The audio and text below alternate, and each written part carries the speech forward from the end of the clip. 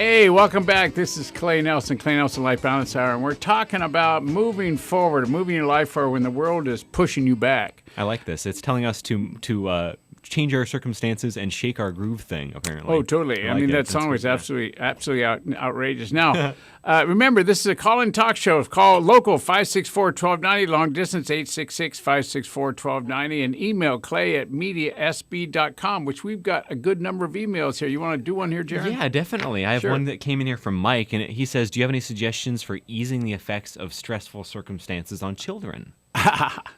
Well, you got to make sure that children understand that stress comes from what you think. It's not so much the circumstance, it's what you do with them.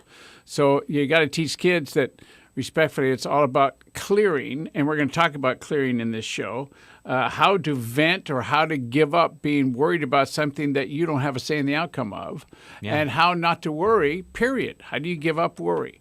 And kids over 8 worry, kids under 8, we want them to worry more, but they don't. So it's like maybe we could learn something from them, huh? So think about this now. I'm going to read something now. It's a quote from Mario Andretti, who you all know is a famous race car driver. So circumstances may cause interruptions or delays, but never lose sight of your goal. Prepare yourself in every way you can by increasing your knowledge and adding to your experience so that you can make the most of the opportunity when it occurs. So what he's saying there is that circumstances are nothing more than something you experience, all right? Now, the positive or the negative of it is what you do because of the experience of the circumstance. It's about how you gestate, how you react, what you do with the experience. And if you're sitting there listening to the news or reading the newspaper and it's telling you things that are slowing you down, guess what you ought to do with that newspaper or the news? Turn it off, wad it up, throw it away, whatever. Get rid of it, all right? It's nice knowledge to have, but it certainly doesn't tell you how to live your life, okay? So how do we deal with circumstances? As with everything in life, we have a choice. We can complain about the stuff that's in our way and let it stop us, or we can create a way around the circumstance or even through the circumstance and not ever be stopped by the circumstance. So write this down, y'all. If you're driving, don't write. All right, I'll give it to you again when you pull over. So you can either complain or create. The choice is yours. Which do you choose? You can either complain or create. So if you choose to create, choosing to deal with the stuff going on in and around your life is really all about being the master of change, or just being in charge of change. How about having a say in how your life turns out? By the way, who has a say in how your life turns out, especially your life? You or somebody else around you? What do you think? It's only you. You are the only person that has a say in how your life turns out, all right? You can recreate your life's direction. By the way, if you don't like the direction you're going or who you're being or, quite frankly, how you're reacting, who can change it?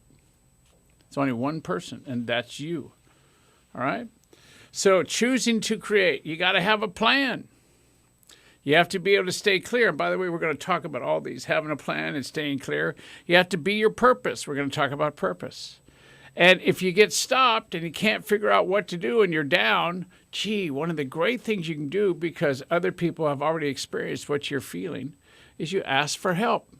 Look, if you could get to where you were going by yourself, that is, get restarted when you're stopped, or get to a place that you haven't been yet, or educate yourself in something that, quite frankly, you haven't gone to the class yet, all right?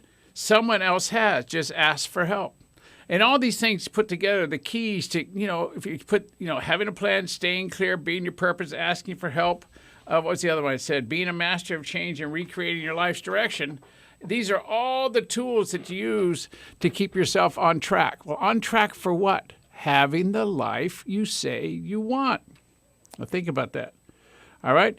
If the paper says the economy isn't doing well, does that mean your economy doesn't have to do well? No. Or when the entire family comes down with the flu the same week, and how about this? And you've got the biggest proposal at work that you have to create, yet you have to be the mom or the dad for a mom that's sick, a family that's sick, or a dad that's sick and a family that's sick. So it's right. Who do I have to be unstoppable? Think about that now. Clay, there's an email here from Alex, if I can interrupt you here, that says, Sure. When life is hectic for me, I tend to get bossy and at least think I'm in control. I know. Yeah. Aren't we all? Yeah. I've never done that. I know. I suppose the problem with this is that because I create this perception of being in charge, everyone else just stands back and watches me do everything. Yeah. What are your thoughts? Well, it's quite very. Well, that's really good.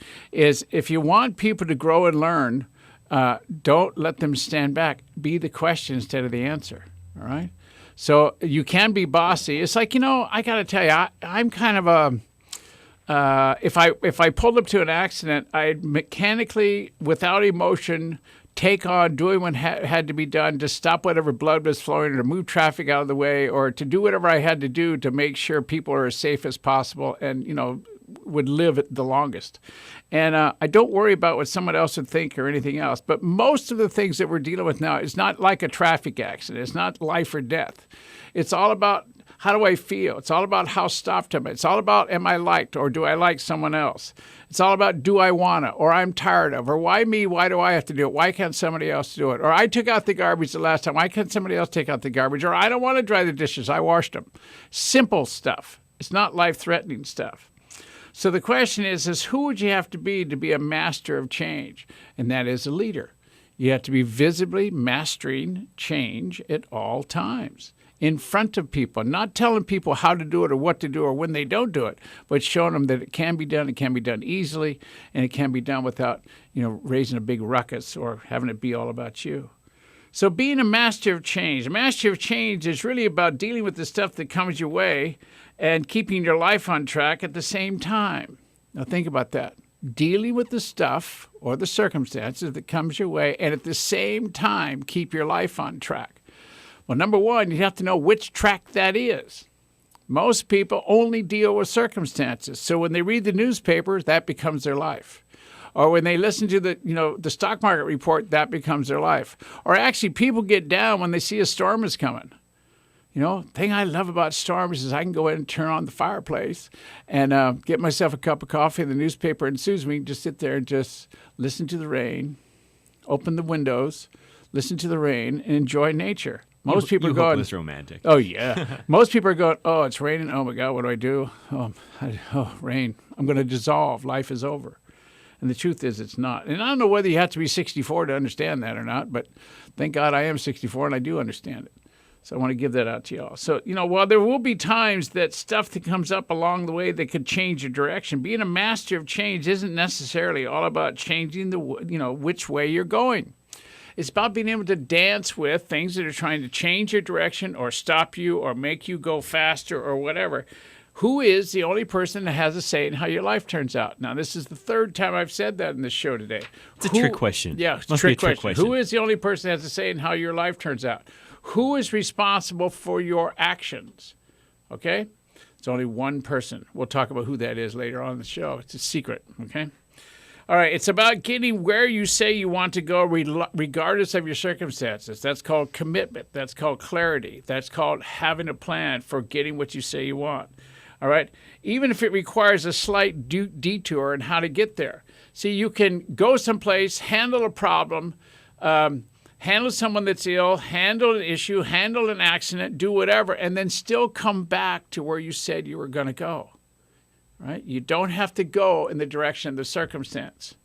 Right? So you have to be able to go from being a master of change. You have to be able to, secondly, be able to recreate your life's direction. So think about that now. Remember, the name of this show is Moving Forward when the world is pushing you back or trying to push you to the left or the right or trying to stop you. So recreating your life direction means there are times and circumstances that change your direction of your life. So how do you do that? So example, all right, a change in your job, an illness, a new addition to the family are all things that change your life's directions. And even the changes that come up unexpectedly, like a break I have to take now. So this is Clay Nelson Life Balance Hour. Get on back here. We're going to talk about how to handle a change in your life's direction and how to recreate it, get back on track. Okay, get on back here.